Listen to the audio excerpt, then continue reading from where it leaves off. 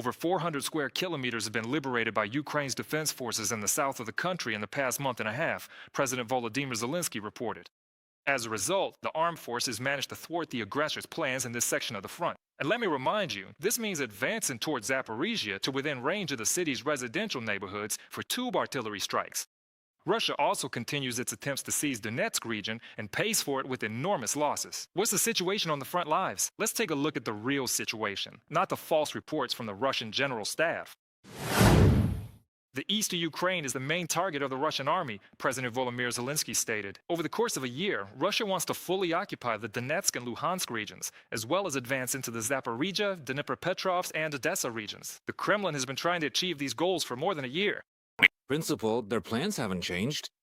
The delay is happening because they are simply not able to do it, with the resources and forces they currently have, and because of the actions of our armed forces, our defense forces. In the south of our country, over the past month and a half, they have carried out a number of important defensive actions, and in some areas, offensive actions as well. All these actions were aimed exclusively at disrupting the plans of the Russian Federation. We believe that we have successfully regained control over approximately 435 square kilometers. Deputy head of the Office of the President of Ukraine, Pavlo Palasa, stated that in 2025, the Russian army captured less than 1% of the country's total territory. But what's even more interesting is the price the Russians paid for this advance. More than 450,000 soldiers killed and wounded. Given this ratio of advances to losses, it's possible to estimate what it will cost Russia in the future to try to carry out the dictator's order to capture all of Donbass. Currently, about 6,000 square kilometers are under Ukrainian control in the Donetsk region. Based on previous trends, it would take them approximately a year and a half to do this, and resources roughly equal to the current size of the Russian armed forces group deployed in Ukraine. It will be very difficult for them to do this, and it won't happen as quickly as they want.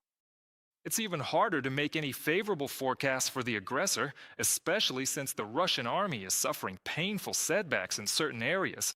In particular, in the south, Ukraine's defense forces are systematically striking the enemy's logistics capabilities. As a result, due to a lack of supplies, Russian army soldiers often refuse to carry out assault operations.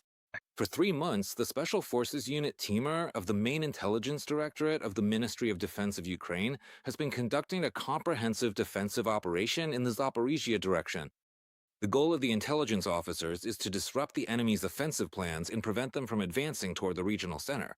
During active operations, the Special Forces of the Main Intelligence Directorate eliminated more than 300 occupiers, killed and wounded. Another 39 Russian servicemen were taken prisoner. From a post by the Main Intelligence Directorate of the Ministry of Defense of Ukraine on Facebook. Analysts at the Institute for the Study of War note that the Russian military command is being forced to change its plans right in the midst of combat operations. After successful counterattacks by Ukrainian Defense Forces in the Zaporizhia and Dnipropetrovsk regions, Russian generals are hastily reinforcing the southern section of the front. But to do this, they are pulling the most combat-ready units from the eastern direction. Specifically, during February and early March, Russia moved key units of the 68th Army Corps, including the 39th Motorized Rifle Brigade and the 1,472nd Motorized Rifle Regiment, from near Pokrovsk and Dobropilya toward Haliapol. Additionally, there's been a transfer of units from the Russian Pacific Fleet's Marine Corps to the area around Polohi. The redeployment of troops from Donetsk Oblast to Dnipropetrovsk and Zaporizhia Oblasts illustrates the conflicting dilemmas faced by the Russian military command. This is happening as they attempt to conduct simultaneous offensive operations, which is further complicated by Ukraine's recent counteroffensives. Thus, Ukraine's counteroffensive in Zaporizhia and Dnipropetrovsk Oblasts, along with the redeployment of Russian troops to southern Ukraine, could complicate Russia's plans for a spring-summer offensive. From a report by the Institute for the Study of War. And while the Russian leadership is frantically trying to reinforce one direction without failing in another, the Ukrainian leader visited Drushkivka and Donetsk Oblast. At the command post of the 3rd Battalion of the 28th Separate Mechanized Brigade, named after the Knights of the Winter Campaign, the President and Military Chief Oleksandr Syrskyi awarded soldiers and discussed defense in Kostiantynivka. Has the Russian dictator ever even visited the front? The answer is no. He prefers to stay at a safe distance, in a secure room, and listen to comforting lies from the Russian Chief of General Staff, Gerasimov, who, by the way, has also never been seen at the front. Druzhkivka, Kramatorsk, Sloviansk, and other cities of ours.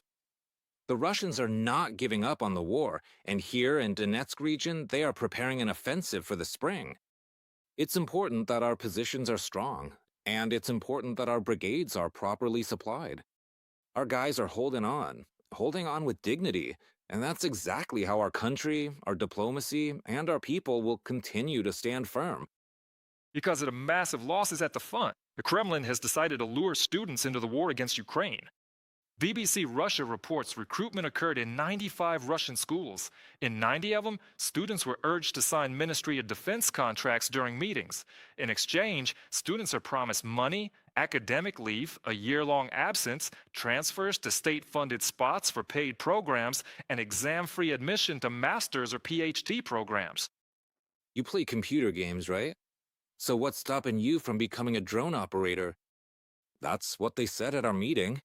During class, the teacher said that some recruiters would be coming and warned us that if anyone left, they'd have to write an explanation. It was the same situation for all the groups. Everyone was threatened with having to write explanations for absences and getting failing grades. Basically, classic stuff. A student from the College of Space Engineering and Technology at Leonov University in a comment to The Insider.